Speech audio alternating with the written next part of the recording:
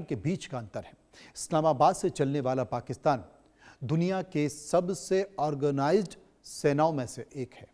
2026 की शुरुआत तक पाकिस्तान की आर्म्ड फोर्सेस ओवरऑल कैपेबिलिटी के मामले में दुनिया भर में टॉप 15 में शामिल थी। इसके पास लगभग 6,50,000 एक्टिव सैनिक थे और इसी के साथ ये 170 से ज्यादा न्यूक्लियर वॉरहेड्स के साथ एक घोषित न्यूक्लियर पावर है।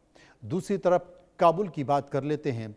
काबुल में राज करने वाले तालिबान के पास अंदाजा लगाया जा रहा है करीब 1,70,000 या फिर मान लें कि 2 लाख लड़ाके हैं। हालांकि ये एक बड़ी ताकत है, लेकिन ये पाकिस्तान की मिलिट्री के स्ट्रक्चर, ट्रेनिंग की गहराई या फिर टेक्नोलॉजी सोफिस्टिकेशन से मेल नहीं खाती है। आगे बढ़ते हैं।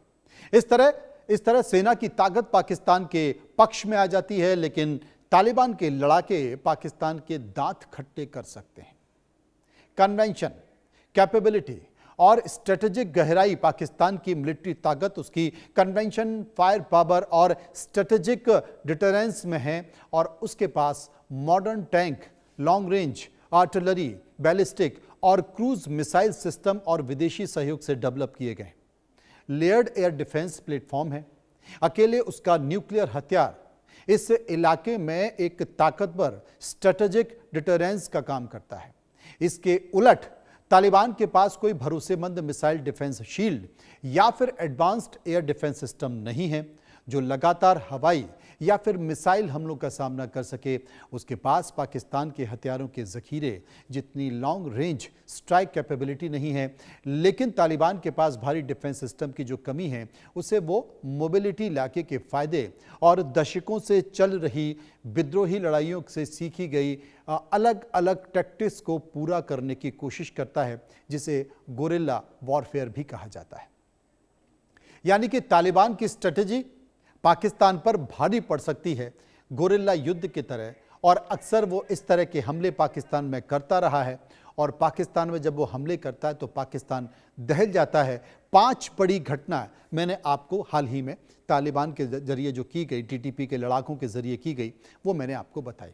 अब आते हैं तालिबान और पाकिस्तान के बीच संभावित भीषण युद्ध की तरफ। दुनिया में ये चर्चा का विषय है कि अगर तालिबान की स्थिति ऐसी होती है तो फिर क्या होगा, जो परिस्थितियां वहां पर बनती हैं तो क्या होगा, क्योंकि दोनों के बीच जो स्थिति बन रही है वो काफ़ी खतरनाक होती जा रही है। दोनों के बीच तल्खियां बढ़ गई हैं और पाकिस्तान और अफगानिस्तान के बीच जो स्थिति है वो और ज़्यादा खतरनाक तब हो गई है जब हाल ही के दिनों में पाकिस्तान ने अफगानिस्तान के ऊपर एयर स्ट्राइक की, और जब एयर स्ट्राइक की तो अफगानिस्तान में कई लोग मारे गए।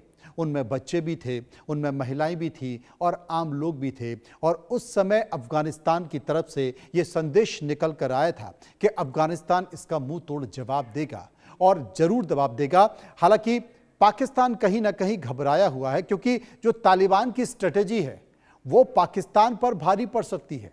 कैसे भारी पड़ सकती है? एयर पावर का अंतर है।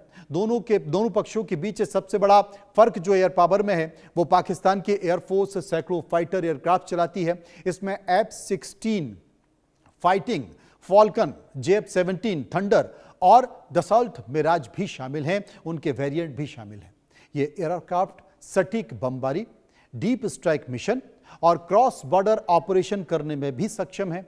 वहीं तालिबान एक्टिव फाइटर जेट नहीं चलाता है। यूनाइटेड स्टेट्स सेना के हटने के बाद उसे कुछ ही एयरक्राफ्ट मिले हैं, जिसमें Sikorsky UH-60 Black Hawk helicopter और Mi-17 हेलीकॉप्टर भी शामिल हैं। लेकिन स्पेयर पार्ट्स, टेक्निकल एक्सपर्टीज और मेंटेनेंस इंफ्रास्ट्रक्चर की कमी उनकी ऑपरेशनल तैयारियों को काफ़ी कम कर देती है। आपको यह भी बता दें कि सब कुछ होने के बाद भी तालिबान में अमेरिकी सैनिकों को छोड़े गए ऐसे घातक हथियार हैं जिनका इस्तेमाल कर तालिबानी लड़ाके मुल्ला मुनीर की फौज को 72 घंटों में बड़ा नुकसान पहुंचा सकते हैं। तालिबान के पास हथियारों का जखीरा है। हालांकि तालिबान पाकिस्तान के स्ट्रेटेजिक सिस्टम का मुकाबला नहीं कर सकता है, लेकिन उसके पास छोटे छोटे हथियार और टैक्टिकल इक्विपमेंट का एक बड़ा जखीरा है। इसमें बड़ी संख्या में अमेरिका में बनी M4 और M16 rifle, night vision device, modern communication system और आर्म्ड गाड़ियां शामिल हैं। रिपोर्ट्स के मुताबिक तालिबान के पास 700 से ज्यादा हम्पी और माइन रेजिडेंट एम्बुश प्रोटेस्ट गाड़ियां हैं। ये अफगानिस्तान के ऊबड़ खाबड़ इलाकों में मोबिलिटी को बढ़ाती हैं। उसके पास पुराने सोवियत युग के टैंक और आर्टिलरी सिस्टम भी हैं। टेक्नोलॉजी में कमजोर होने के बावजूद तालिबान को आसानी से खारिज नहीं किया जा सकता। दरअसल दशकों से तालिबान ने हिट एंड रन हमले, इम्प्रोवाइज्ड एक्सप्लोसिव डिवाइस, घात लगाकर हमले करने और सुसाइड अटैक जैसे तरीकों को काफी बेहतर बनाया है। अफगानिस्तान का पहाड़ी इलाका इन फायदों को और भी बढ़ाता है। तालिबान के लिए सबसे बड़ी चुनौती बॉर्डर का नेचर भी है। आम लोग, हथियारबंद ग्रुप और लोकल लड़ाके अक्सर सीमावर्ती इलाकों में आपस में मिलते रहते हैं। इससे बिना किसी परेशानी के जो स्थिति है वो देखी जाती है। लेकिन कन्वेंशन कैपेबिलिटी के साथ साथ जो स्थिति पाकिस्तान की बनी हुई है वो स्थिति कुछ ऐसी है जिसमें साफ दिखाई देता है कि पाकिस्तान और तालिबान के बीच जो ताकत है उसमें बड़ा सवाल है कि दोनों के बीच जो रक्षा बजट है वो कितना है। एक तरफ परमाणु शक्ति से लैस पाकिस्तान, दूसरी तरफ सीमित संसाधनों वाला तालिबान शासन। आंकड़े बताते हैं कि दोनों की आर्थिक सैन्य क्षमता में जमीन आसमान का अंतर है। रक्षा बजट कितना है पाकिस्तान और तालिबान का? गौर से देखिए। पाकिस्तान वार्षिक रक्षा बजट जो लगभग है वो 7 से 8 अरब डॉलर है। जीडीपी का एक बड़ा हिस्सा पाकिस्तान रक्षा पर खर्च करता है, जिसमें थल सेना, वायुसेना और जल सेना, जिसमें परमाणु क्षमता भी शामिल है, उसमें भी निवेश किया गया है। तालिबान के आधिकारिक रक्षा बजट अभी तक सार्वजनिक तौर पर स्पष्ट तो नहीं है, लेकिन एक अनुमान है कि 1 से 2 अरब डॉलर के बीच ही है। यानी कि सीमित संसाधन है। मुख्यतः आंतरिक सुरक्षा और लड़ाकू संरचना पर खर्च किया जाता है। कुल मिलाकर दोनों देशों का जो रक्षा बजट है, अगर वो रुपयों में देखें तो पाकिस्तान में करीब 79 करोड़ रुपए, 79 हजार करोड़ रुपए का रक्षा बजट है जो पाकिस्तान खर्च करता है। और अफगानिस्तान कितना करता है? मात्र महज 3000 करोड़ रुपए अपने रक्षा बजट पर खर्च करता है। तो स्वाभाविक तौर पर यहां पर पाकिस्तान भारी पड़ेगा और इसीलिए पाकिस्तान ने एक धमकी दिखाई है, एक उपस्थिति दर्ज की है जो उसने अफगानिस्तान पर एयर स्ट्राइक के तौर पर दर्ज की थी। असल में पाकिस्तान ने अफगानिस्तान पर हवाई हमले तो किए, अब जबकि तालिबान का पलटवार भी दिखा दिया है, तब युद्ध जैसे हालात नजर आ रहे हैं। लेकिन इससे भी बड़ा संकट पाकिस्तान पर आने वाला है और वो है महंगाई की मार। कहा जा रहा है कि हालत और ख़राब हो रहे हैं। अगर तालिबान की सरकार ने अफगानिस्तान से पाकिस्तान में आने वाली सब्जियों का और अन्य दूसरे सामानों के ट्रक भी रोक दिए तो पाकिस्तान की स्थिति खराब हो सकती है। वहाँ पर रमज़ान का महीना मुश्किलों भरा हो सकता है। वो ईद कैसे मनाएंगे, ये तमाम सारी परिस्थितियाँ हैं। लेकिन पाकिस्तान पूरे साल में अफगानिस्तान से करीब 990 करोड़ का सामान आयात करता है।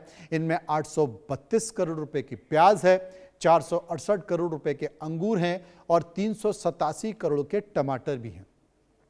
14 करोड़ के मसाले हैं, 127 करोड़ का खीरा है और 3 करोड़ के ड्राई फ्रूट्स हैं। और पिछली बार जब तालिबान की सरकार ने इसे आयात को बंद किया तो पाकिस्तान में 1 किलो टमाटर के दाम 700 रुपए तक पहुंच गए थे, 1 किलो प्याज 500। और इसीलिए तालिबान से पंगा लेना इतना आसान नहीं है। पाकिस्तान की मुश्किलें यहाँ पर बढ़ सकती हैं। लेकिन इन सब के बावजूद भी पाकिस्तान ने एक कड़ा और सख्त संदेश तो तालिबान को दे दिया है।